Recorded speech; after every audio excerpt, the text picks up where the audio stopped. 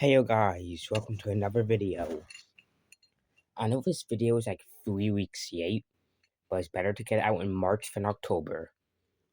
So, as I bet none of you will know because you guys don't care, on March 2nd, about 3.5 weeks ago, almost 4 now, was my 5-year anniversary of Jadventures Studios. And I was thinking, well, I don't even have a channel anymore. What can I even do to celebrate the anniversary? Minecraft ain't working, so I can't do that. I was gonna make a Jadventures Best Moments video, but I needed Minecraft for a specific scene until I realized something I can do, which will combine several of my channels. And it kind of happened already in some of my first videos.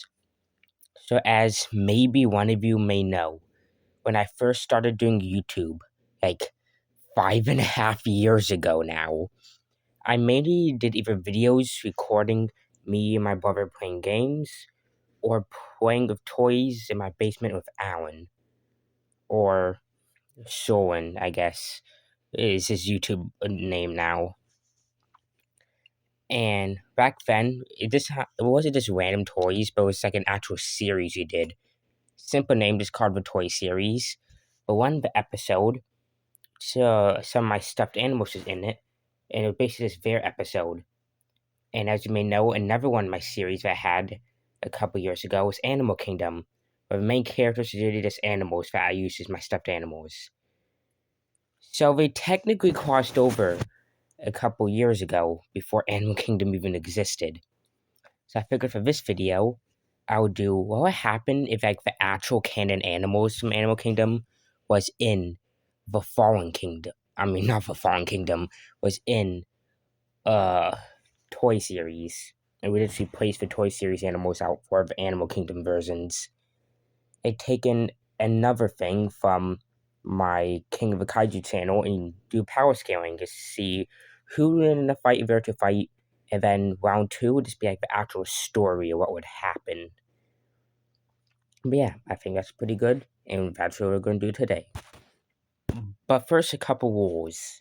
The short films I made like a year or two ago, the Polar Express versus Skittles and Salvage, those short films isn't canon to Animal Kingdom, but the feats that was in the short films, they could actually do.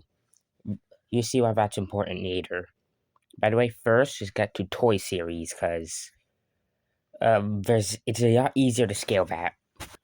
And with Toy Series, of course, 99% of the feats come from the main villain, the Evil Hand, which has a lot of stuff actually.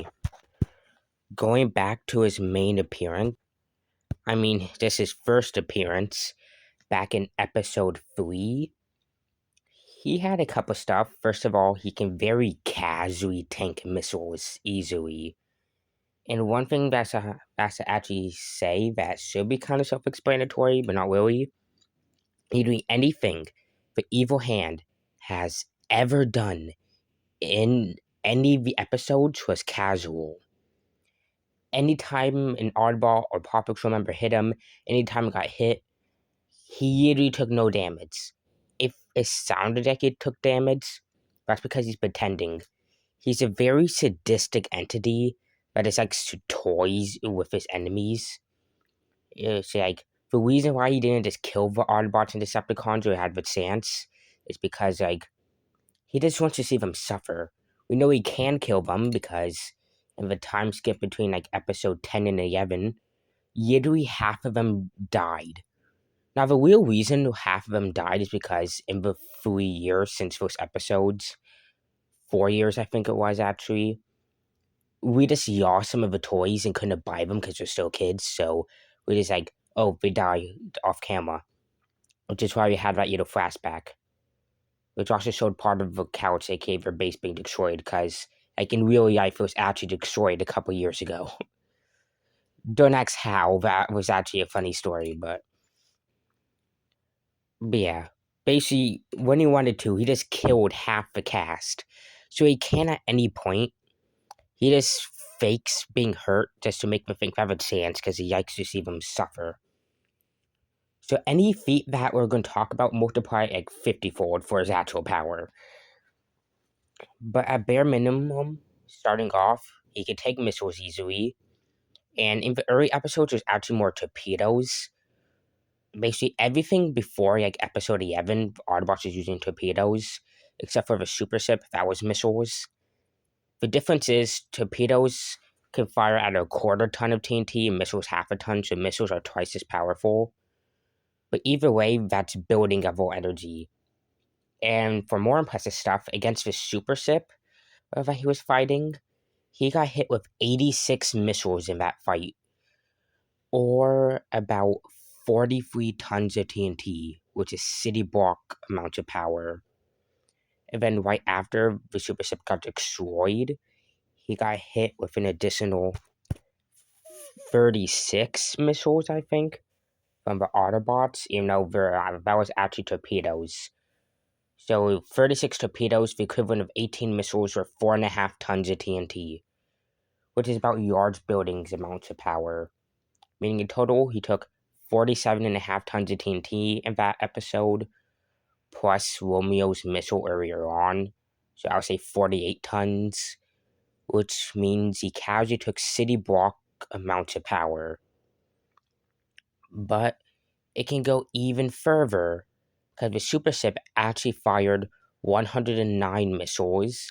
And no, by the way, even though I'm the creator and I can do whatever I want, I'm not just making up some random number here.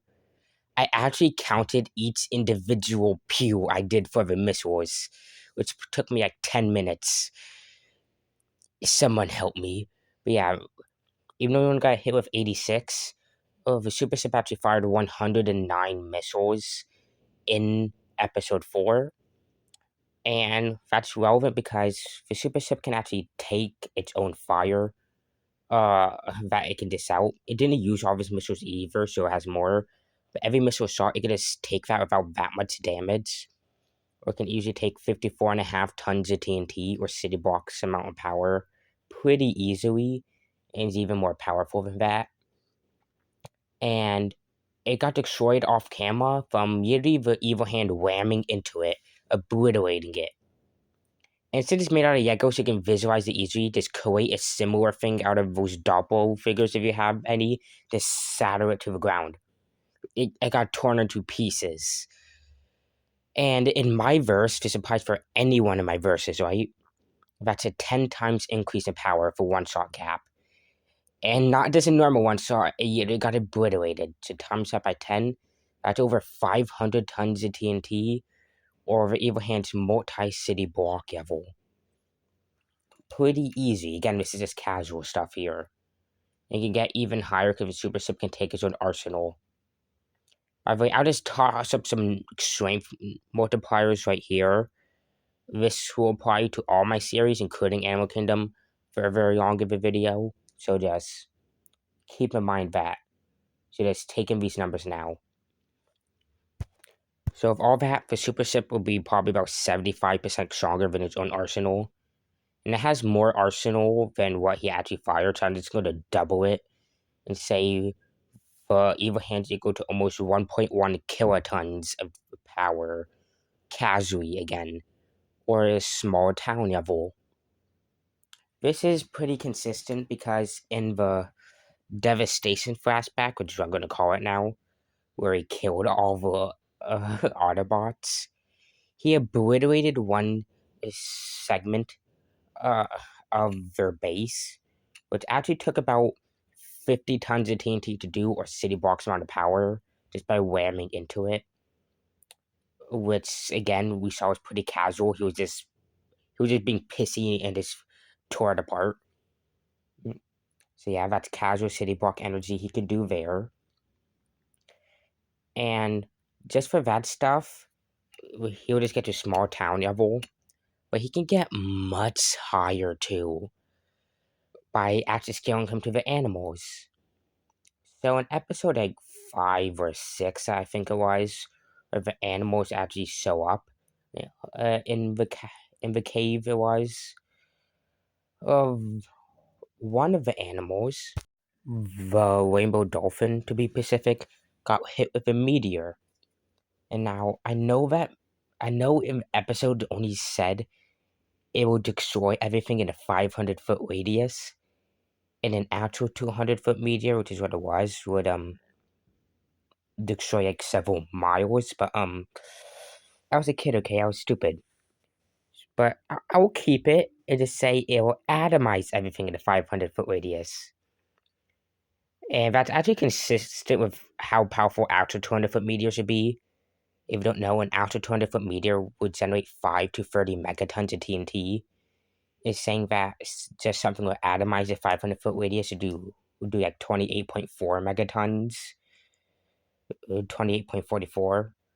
So yeah, it's about the same, meaning the dolphin got hit with city amounts of energy pretty easily. And of course, the evil hand's stronger, but we can gauge how much stronger he is. The snake is stronger than the dolphin by a yacht.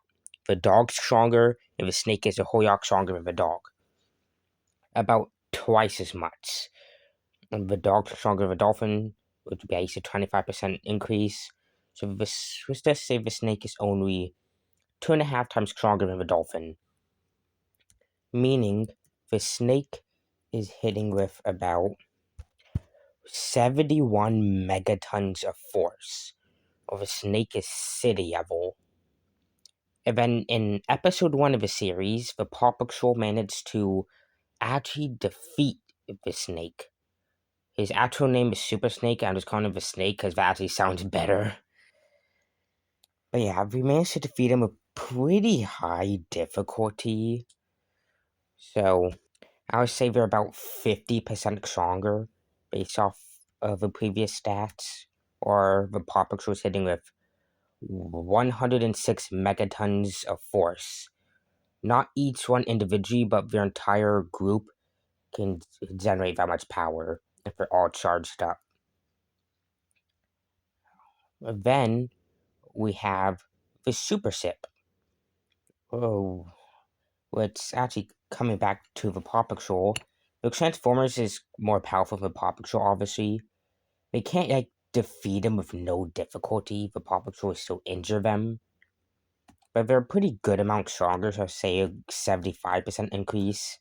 That's 186 megatons. And then if you add the Paw Patrol and Autobot strength together, that means both of their forces will hit with nearly 300 megatons of force combined. Then we have the Super Sip, which right after the evil hand effortlessly beat up the Autobots and Paw Patrol combined with Romeo's special missile, which is more powerful than the average one. The Super Sip came and did better. Yes, obviously did not hurt the evil hand, but it was at least strong enough to make him feel the need to pretend to feel pain. The Super Sip is a bit stronger, which will increase it to a minimum of 360 megatons. So it's mountain level already. And of course, off camera, the evil hand just bodied it and one-shotted it, which means a 10 times increase or nearly 4 gigatons of force. And we can double this again because the evil hand actually split himself into two in the twin evil hand.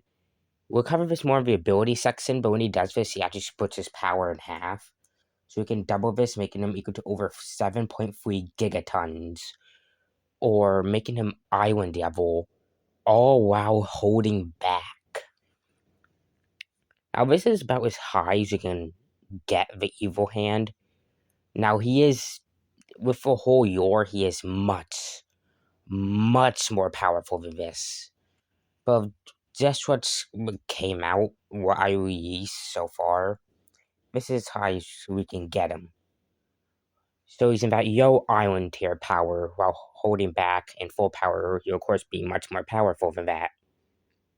Now, I just have one other feat in being able to casually survive 100 times Earth's gravity, But that actually only gets to about wall levels of power, funnily enough. So, yeah.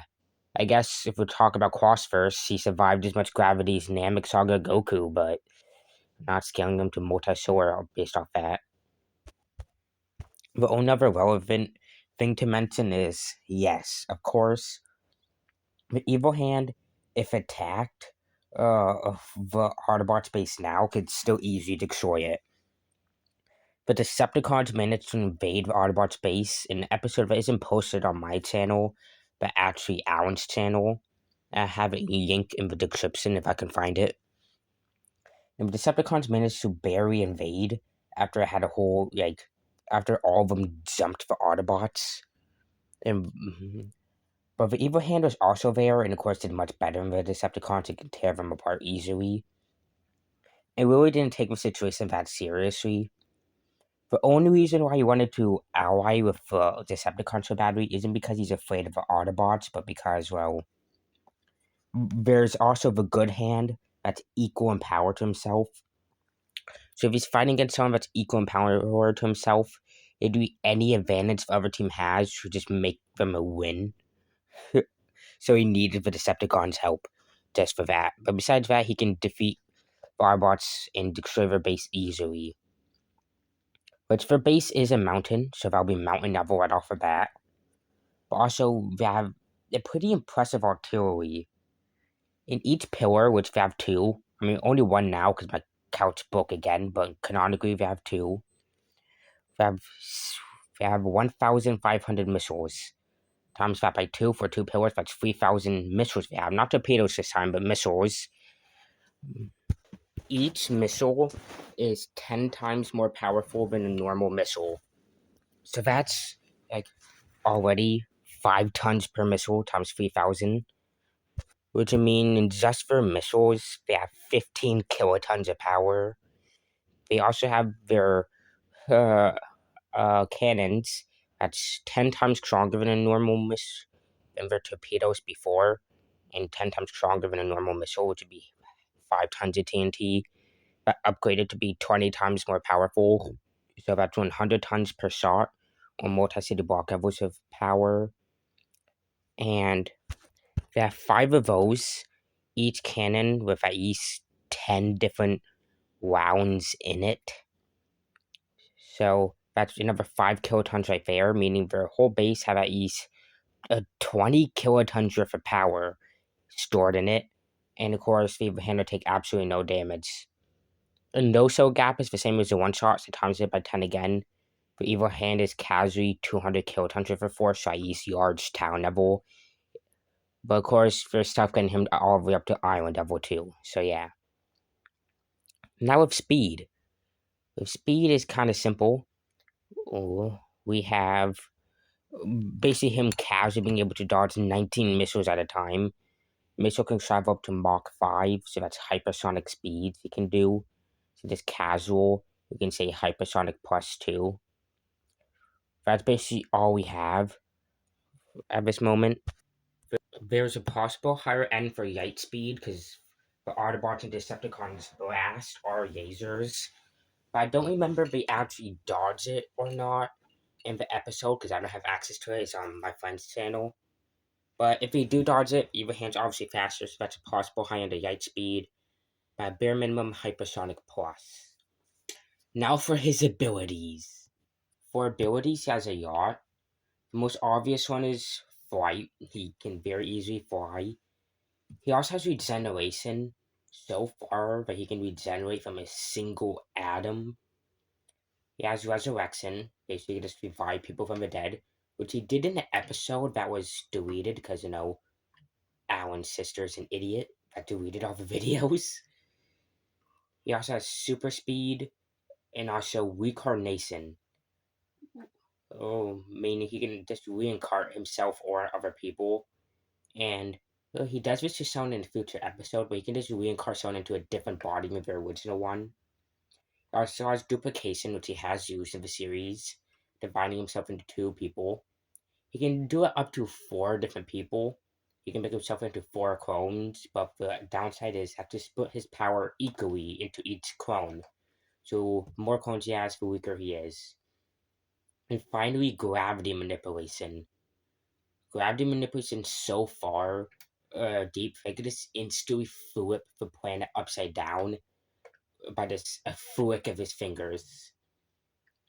And his final ability is to turn off all of his weaknesses, which he did do in episode 9. But he can only do that for a couple minutes, though, and like once per day.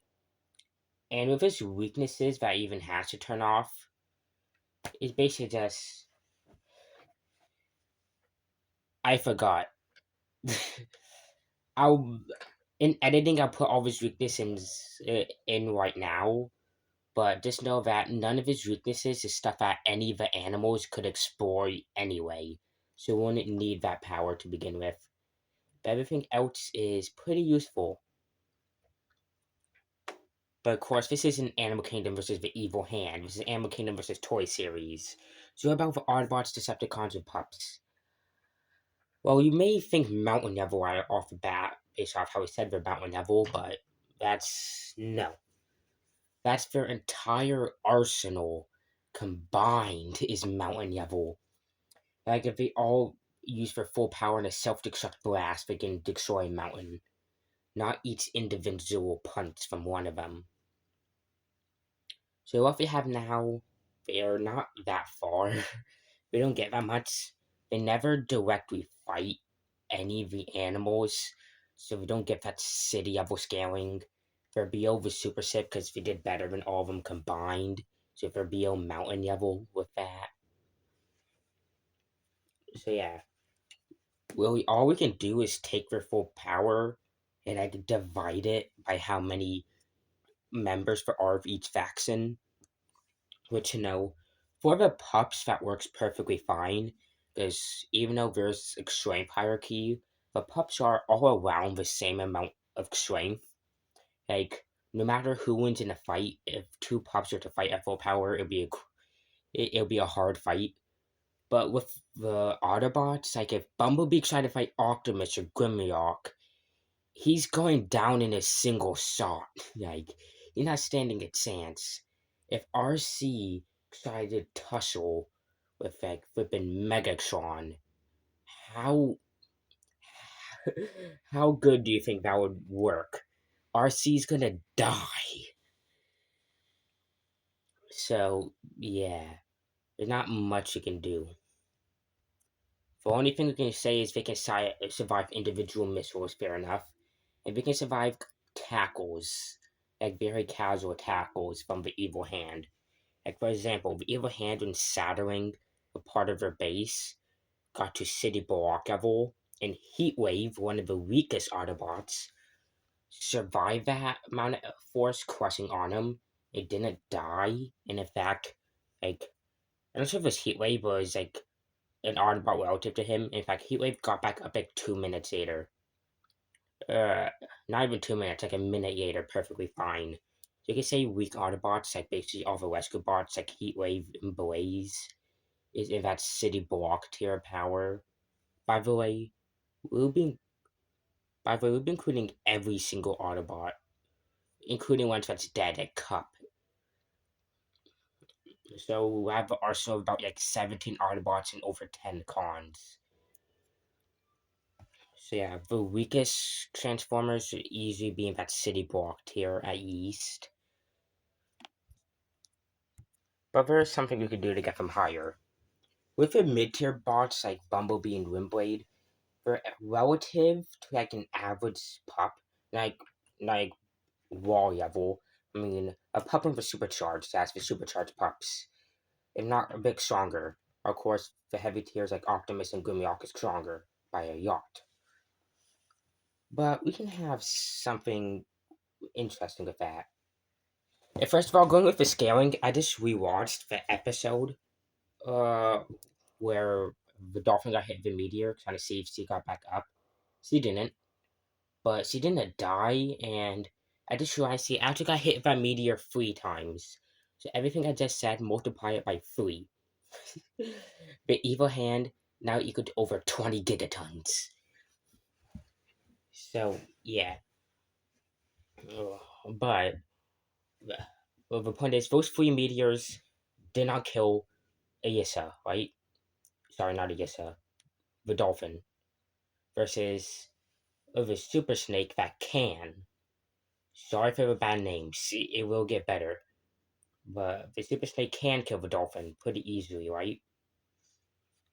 And a single hit from a charge of Paw Patrol member, didn't kill him, was able to give the snake a large amount of pain, even break a couple of its bones. Yes, snakes have bones. I know a couple of people think they don't. I used to be one of them. Snakes have bones. But yeah, they're able to break his bones pretty easily. This is easy, not easier than if a dolphin or dog could. I know the dog threatened to beat up the snake, but the snake could still win. So you could say that they could hit with city to mountain levels of force, which would put Autobots like Bumblebee, Windblade, Ratchet, Ironhide, and that city to mountain level tier. There's always Decepticons like Starscream would be mountain level 2, and Strax probably closer to city level. And moving on for top tiers like Optimus and stuff, they're just being mountain level or above due to one shot gaps. So yeah. And with speed, again, same as the Evil Hand, is slower from hypersonic to FTL. But now we get into the Animal Kingdom side, and guys, I had really a hard time scaling this. I know where Animal Kingdom scales. I made the entire series, then I remade the entire series. I know exactly what they scale by the end, except without spoiling, like season 1 of Race Off the Planet has impressive feats, except every episode of an impressive feat isn't posted. I mean, episode 5 has one, but cut off halfway through. I still wish I finished it, but sadly I didn't. So that sucks. But yeah, I guess I can talk about episode 1 feeds because episode 1 was posted. It was just deleted because my channel was deleted and I never got it back. So if you're one of the lucky ones that watched episode 1, yay. I can't remake it because my room was completely rearranged and I can't put it back to the way it was. So yeah, it's it is gonna have to stay like that. But yeah, I guess other stuff we can talk about is the stuff that happened with short films. I know I just said it wasn't canon, but they can still do that in the actual show. And basically, the only stuff to talk about is Polar Express punching jets, blowing them up, and him taking missiles. Yeah, which I used to put him in that building to yards building tier, depending on how much he took. But he took quite a few. And also, one thing to say, characters like Salvage, the T-Rex, and Octo, even though they weren't in the actual series and only was in like videos like Octo meets animals and the short films, those are canon characters. Just all their appearances was not canon. Just to let you know. Originally, like the Octo meets animals was going to be canon until I actually made the story, and I was like, this cannot fit whatsoever. So made it non-canon. But yeah. But besides that, the only feature you can talk about is like from episode 1, and I guess episode 5 too, because the threat of that episode was a meteor sour. I know I said meteor and meteor sour a couple times. I switched the episode. It's a meteor, just one. Like I taught, like One Punch Man was. It was a meteor uh, approaching Earth. I was going to destroy it.